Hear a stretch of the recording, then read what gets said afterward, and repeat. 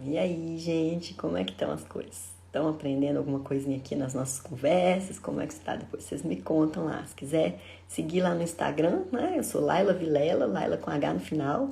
Vocês me acham lá e a gente sempre conversa sobre as questões de inclusão e de ergonomia, né?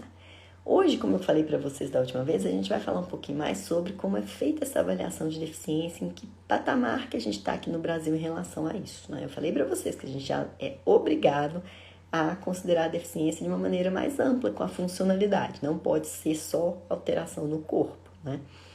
Mas então vou contar um pouquinho para vocês como é que isso tem evoluído. E eu participei diretamente dessas questões aí desde o início da construção. Porque olha só, o Brasil, quando ele já estava discutindo a assinatura da Convenção da ONU, que eu contei para vocês, então isso lá em 2007, 2008, antes mesmo dela vir em 2009 oficialmente para as nossas leis, o Brasil já sabia que teria que criar instrumentos de avaliação que seguissem essas diretrizes da convenção.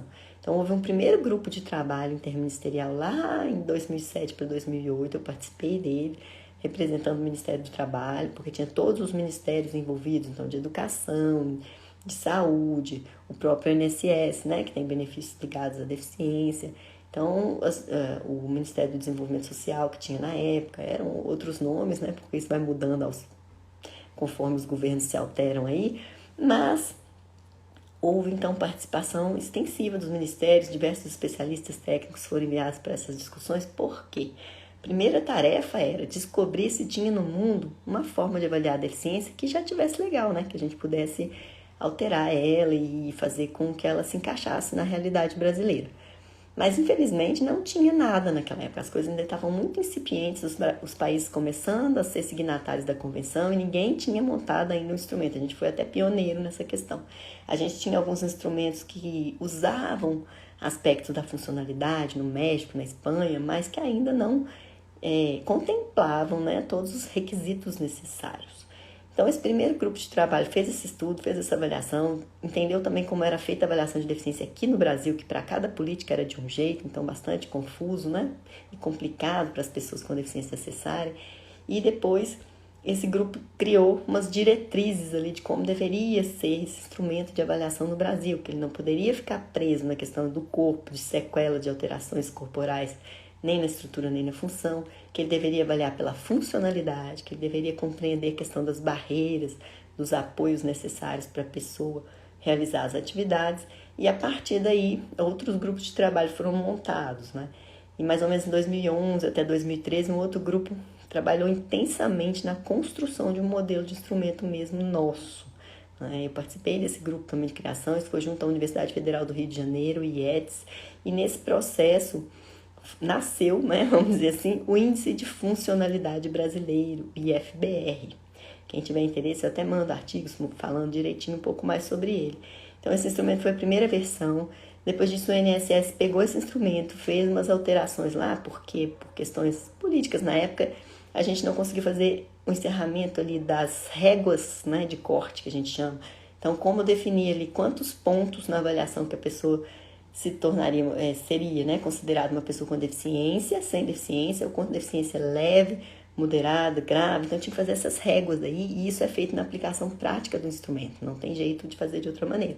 Isso não estava totalmente pronto. O INSS fez lá internamente umas réguas a partir de algumas avaliações que foram feitas, né? Não foi um número muito significativo, mas já começou a colocar o instrumento para funcionar na sua versão IFBR-A, que esse Azinho aí era para aposentadoria especial, que era uma política que o INSS tinha que cuidar e que precisava separar ali os níveis de deficiência em leve, moderado e grave para dar uma redução no tempo de contribuição para que a pessoa se aposente, né?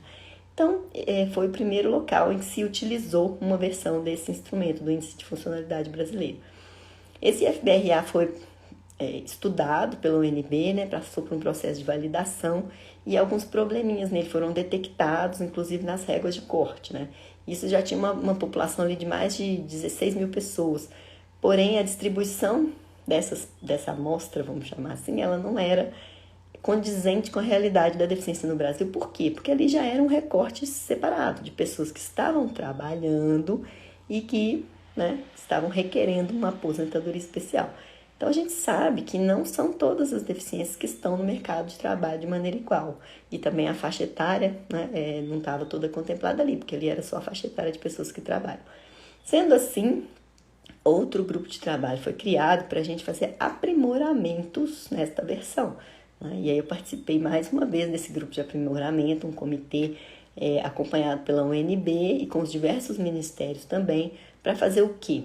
Definir quais as atividades importantes no instrumento, né? O que fazer com elas, como fazer os recortes, fazer a separação entre deficiência mental e intelectual que a Convenção trouxe e que não tinha até então nas versões anteriores. Então, muitas alterações no conteúdo, no formato aí desse instrumento foram feitas. E aí ele precisava ser validado novamente, né? Porque toda vez que você muda um instrumento, você tem que fazer um processo de validação. E esse processo foi feito junto ao ONB, com uma amostra de mais de 8 mil pessoas, e aí sim dividida em todos os tipos de impedimentos, nas faixas etárias, nas regiões do Brasil. Foi um processo bem interessante. E a partir daí foi validado esse instrumento, inclusive em relação à sua capacidade, né, de ser aplicado, a sua facilidade de aplicação e a sua acurácia, que é o quê? A capacidade dele de definir se é mesmo a pessoa, é pessoa com deficiência ou não e qual é o grau disso. Então, ele já passou por esse processo de validação. Desde janeiro de 2016, quando a LPI entrou em vigor, existe um prazo de 2 anos para que o instrumento fosse colocado em prática, ou seja, já estamos com um atraso bem grande. Agora, o Brasil está em vias de ter uma publicação aí de um decreto sobre o instrumento. Porém, não vai ser o IFBRM do jeitinho que a gente estruturou desde sempre, que foi estudado por trocentos especialistas, pessoas com deficiência participando ativamente.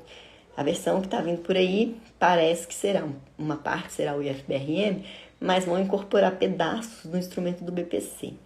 E isso é uma preocupação, porque isso pode gerar o quê? Um peso maior na parte corporal, porque um dos pedaços que vem do BPC é justamente a avaliação de funções e estrutura do corpo. Né? Então, isso são cenas dos próximos capítulos que a gente vai ver aí, tá? Mas o que é importante, gente? Até então, não se tem um instrumento funcionando. E o que a gente vai ter que fazer é criar formas de avaliar, de caracterizar a deficiência que incluam esses conceitos que a gente está discutindo aqui, né? E que a gente consiga fazer ainda não tendo esse instrumento. Porque mesmo quando o instrumento vier, vai ter um período de transição que vai levar um tempinho aí até que a gente tenha isso funcionando. Porque o dia que tiver esse instrumento, a ideia é que a pessoa com deficiência passe por avaliação, receba uma certificação e daí por diante ela apresenta nas diversas políticas, inclusive na empresa, quando ela for pleitear uma vaga ali, certo? Então, a gente não vai precisar mais lá, como profissional de saúde da empresa, fazer avaliações. Só que isso vai levar um tempo ainda, porque além de chegar ao instrumento, ainda tem que ser colocado em prática, ainda tem que ter um período de transição, né? Na ideia inicial do governo é que a perícia do INSS vai fazer isso, então vai ter gargalos, porque eles já não dão conta nem para o BPC, imagina que se tiver que atender todas as políticas federais e posteriormente estaduais e municipais que vão incorporar esse modelo, né? Vocês imaginam, a demanda vai ser muito grande.